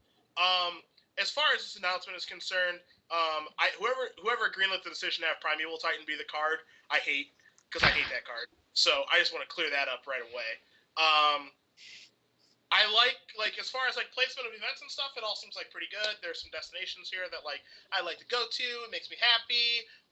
They had like the announcement of like if there's over 1,200 people at the GP, top 8 get invites, which is like a good thing, I think. But I don't think it's going to be that relevant a lot of the time. So it's like they did like this thing where it's like, hey, sweet, like if this happens, yay, it's like positive change. But it's like, but what if that thing like never happens? Tough. So I think like that's gonna end up happening a lot, and I still am of the opinion that top 8 should just get invites because we measure in Magic.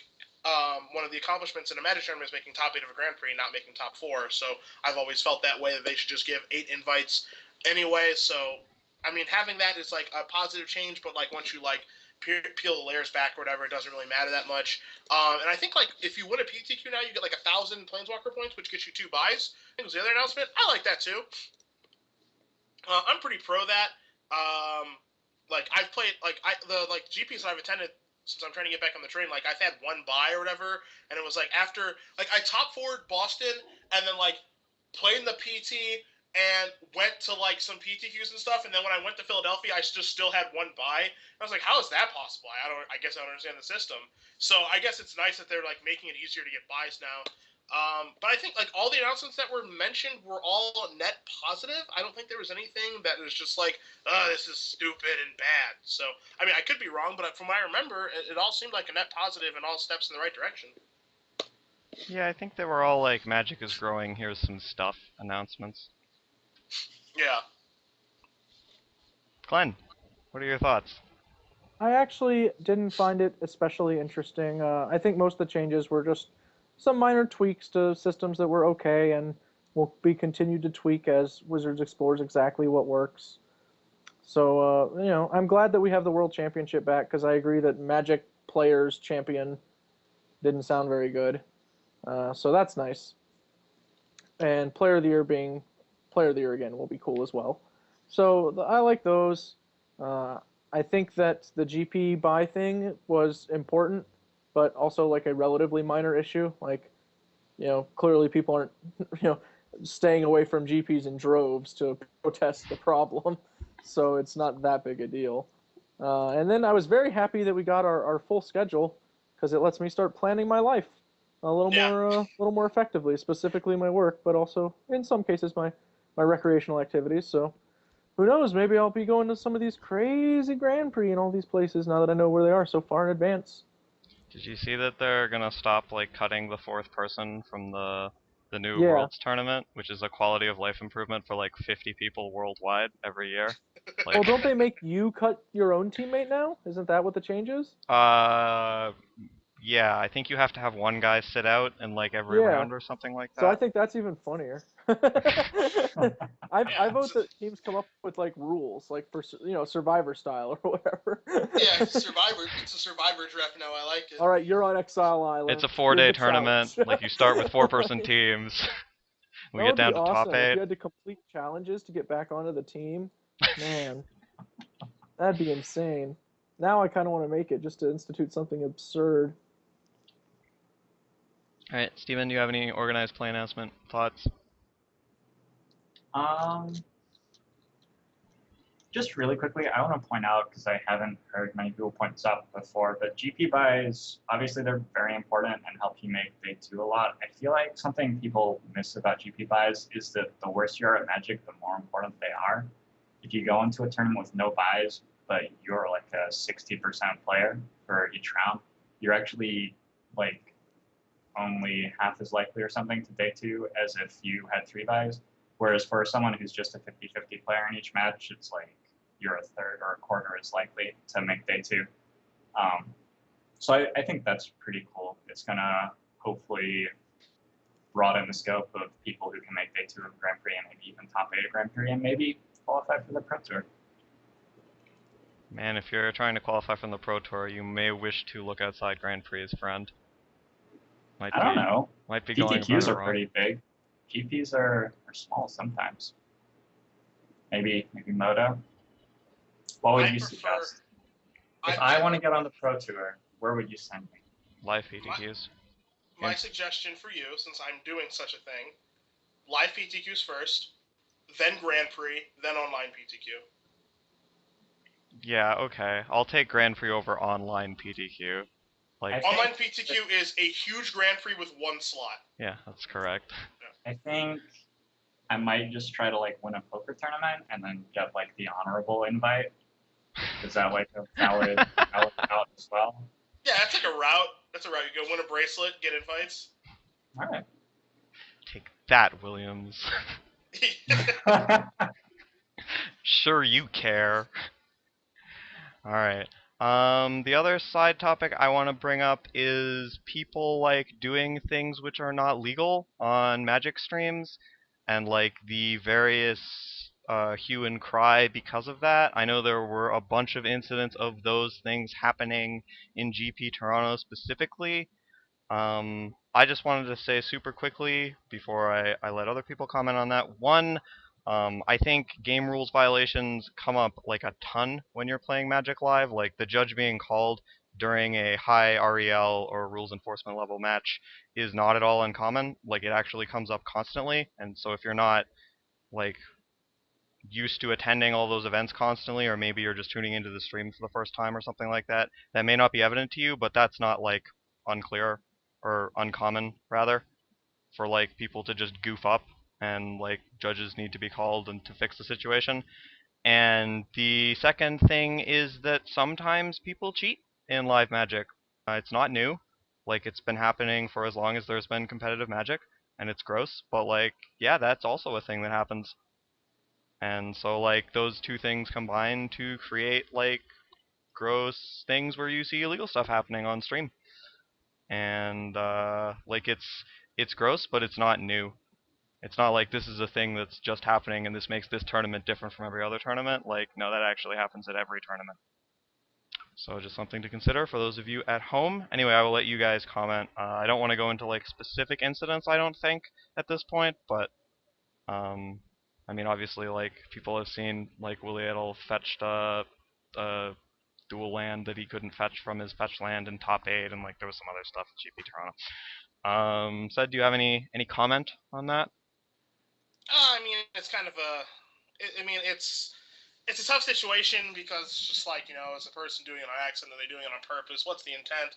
All these things, and it's really hard to judge. And you always have to do it by case situation. I think the easiest fix of this sort of thing is that it would be really nice if people, if like at events, that we could have a judge hovering over the featured matches area is one of my proposed solutions to this. And basically what I mean by this is, there are at a feature match area, because obviously I do commentary, and sometimes I even get to play in feature matches.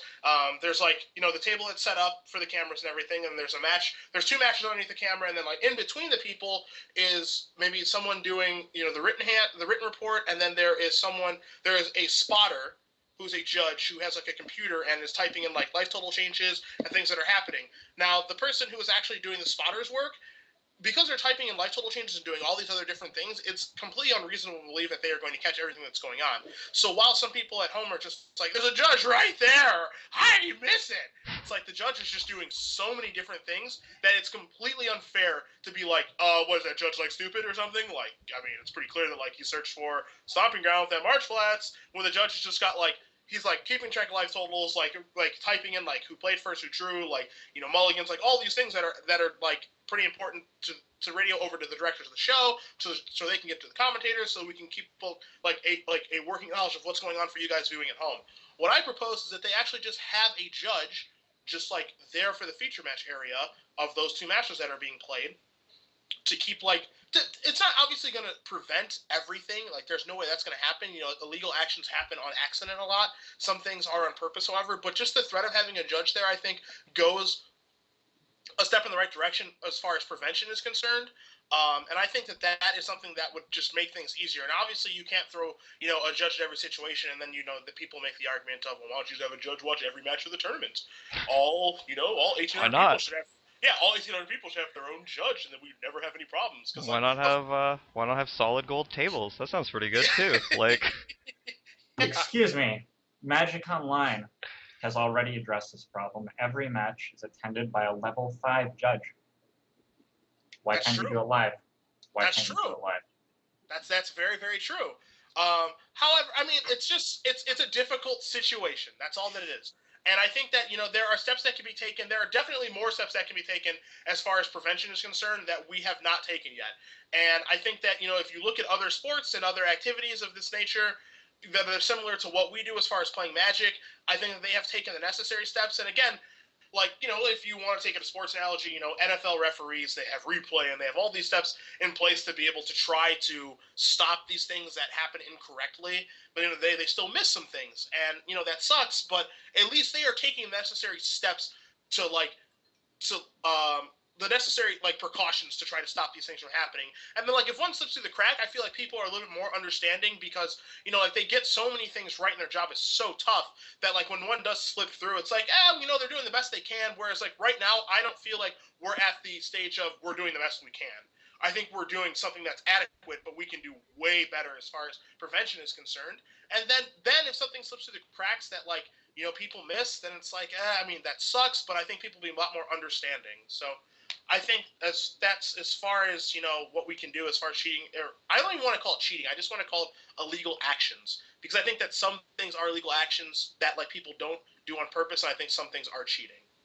Yeah, I think the vast majority of illegal things that happen in the game of Magic are unintentional, not intentional cheats. The vast majority.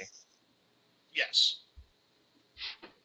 Yeah, Right. I think for example, even in my top 8 match, a clarification issue came up when I was Rakdos returning my opponent for the first time in game 2, where I answered a question regarding the number of lands I had in play versus the amount of damage actually dealt, and we didn't realize the discrepancy. And then later our life pads got corrected to the incorrect number, and it didn't wind up being actually relevant ever, but he just died to Wolfrund or whatever, conceded when I had it. But that was obviously not something anyone tried to do, and it was just a free 2 points of damage. Nobody noticed, and there are literally 8 people watching the match, 2 commentators, a bunch of other people on the stream. I don't know what number went up there because I wasn't watching it, obviously. And 2 players and the judge who was spotting. It's pretty easy for these things to slide by. I didn't even notice it until I was casting. I didn't notice the thought of it when I was trying to track back my life pad, until I realized my second return was smaller than my first one, which shouldn't really ever happen. So yeah, I kind of disagree with Cedric in that it being a judge watching the match will discourage things. I think that if that were true, they would just already be about as discouraged. The guy currently sitting as a judge, so a second judge isn't that much more discouraging. Even though I agree with you that this judge cannot be held responsible on the same level that people want to hold them, but by the same token, I think he does have a similar level of preventative effect. I don't think that the person sitting in the chair is thinking, all right, now I can run one by this guy because he's busy talking to them, the walkie-talkie. I don't think that's that big a deal. So I don't know exactly what our solution is. I know there are some ideal world solutions that would make things better, so some of which I know Steven is enthusiastic about, so I'll let him talk about those. But I don't really see them coming into play now, and I think it really is currently basically what you're seeing on camera. This is these are actual Magic matches. This is how it happens in a lot of matches that aren't on camera. You're just seeing them because they are on camera. So what we're deciding now is, do we want to go take these methods that will turn these matches under the camera into different matches than they would have been? Because that is something that is actually worth considering. We are going to change the scope of what happens in a match of Magic versus all of the other matches being played in the tournament. If we start treating this, the more and more special we treat this match. That's the biggest complaint about the Tarmogoyf die, right? People don't like the Tarmogoyf die because now people can't forget how big a Tarmogoyf is. But that Tarmogoyf die is there to assist the viewers and to make that match a better viewing experience, to make sure nothing shady or weird happens. That's the purpose of that die. This additional judge is the same category. No other match at the tournament's getting an additional judge. That additional judge could somehow change what was, meant to be in that match. You can't see me, but I'm air quoting. I am actually air quoting, and I know no one can see me. So that's worth considering. So before we talk about how things are unacceptable or how things change, these are the matches of Magic everyone is already playing. Try and remember that, everyone. It's real hard to play a match of Magic when you don't have Magic Online to enforce all of the rules for you. When you just have a plastic table. 2 people are way worse than Magic Online. I know Magic Online sometimes enforces the rules wrong occasionally, but it's way less often than 2 people at a plastic table. Anyway, Steven, tell us of your Utopian Magic tournament. Or possibly whatever else you were going to say. That's also I acceptable. don't want to I don't know that I want to talk about Utopia right now. I want to say, though, that you can talk about issues like cheating and isolation, and that's fine, sure, do that, and maybe the solution should be in isolation. But I think something that has to be recognized is that there are a ton of problems with Magic which stem from the same source, and I think the cheating is one symptom of that, and that's just that it's very hard to record what's happening in the game state and show somebody else afterwards. Like, it's very, very hard for me to play a match of Magic with a friend and then go sit with someone else and tell him exactly what happened on every turn, like which cards I drew, which cards were in play, what targeted what, etc. What lands tapped to cast which spell, etc. I don't know what the best way to tackle that problem is. I think that Magic Online is a place we could look to start to develop some sort of system for recording that stuff. And I hope that someday that will happen, because that doesn't only, like I was saying, that doesn't only affect cheating. It doesn't only make it so that lots of people are cheating. It also means that we can't look at Magic and say, like, statistically, this thing leads to this thing happening, or like, this has this much equity. This card's real good. This card's real bad. Instead, we have to, like, when we're talking about which cards are good or bad, we have to just argue about each other and write articles on Star City Games Premium.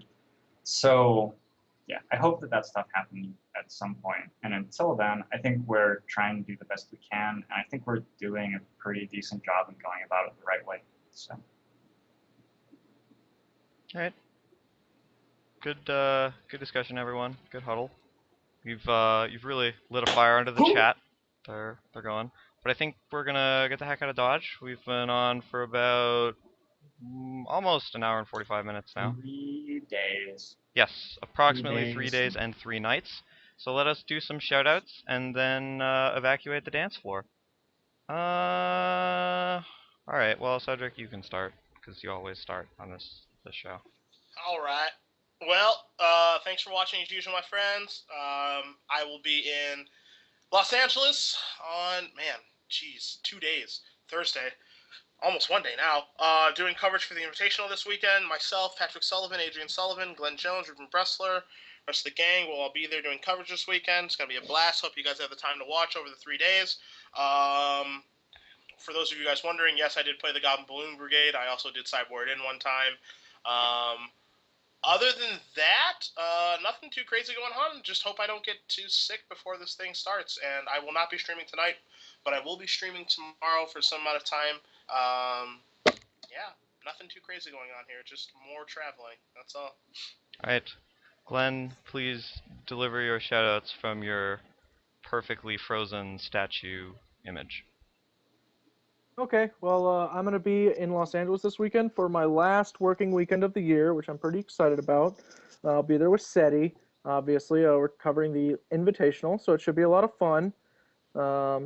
That's pretty much it. I'm looking forward to it. After that, I'll be filming my last Above the Curve for the year, which you can see on StarCityGames.com with your sweet premium subscription. And then I'll be home in Florida until the new year. That's my game plan, man. All right. Steven? I want to get it on camera that we're drinking like beer or wine or vodka, gin tonic, anything. We can have a Coke, but we're going to have like a little Gamestate reunion sort of thing in LA this weekend. Okay, guys? Is that good? If you leave your house, yeah. We'll be there. I was going to invite you here. Yeah, Well, what the shit. hell, Seth? We have a problem now. Now we have a problem, boys and girls. We don't have a car, so We'll work something I out. don't know what to tell you. Having a car does not lead to you being able to get somewhere in LA. Let me tell you that. Well, I'm not riding the bus or taking a cab, so take that. Yeah, it's been a fun show. Cool week. Lots of stuff happening. I'm actually sort of excited about Standard, despite myself. Not so much about the other formats, but I'm interested to see where Standard goes and if this Reanimator deck takes off a little more and like how people react to that. The little ripples coming from like a little butterfly-shaped man playing Magic in Japan. So. Yeah, shaped exactly like a butterfly. All right. Thanks for watching, everyone. Thank you to the nice people who came up to me looking sort of abashed, not really sure who I was, and wanted to know if I was the person who like made the other people talk on the internet. Yes, that was me. I look forward to more of that in the future. As I said, Adam Ragsdale, the person who sometimes talks to Cedric Phillips. So yeah, thanks for watching. We'll see you guys next week. What are we? We're it's Tuesday, so there's gonna be Yeah, is it 2 weeks we're yeah, gonna have our super we're exciting gonna Christmas do a Eve show show? on the 17th, and then the week after we have a Christmas Eve show, which may have magic content as well. Yeah, And then we're not going to do a New Year's Eve show but because we our will viewers we'll lives. definitely have a show next week, and then we will have some sort of firm schedule for you guys on the upcoming broadcast. But anyway, thanks for watching, and we will see you guys later. Bye, guys. Bye.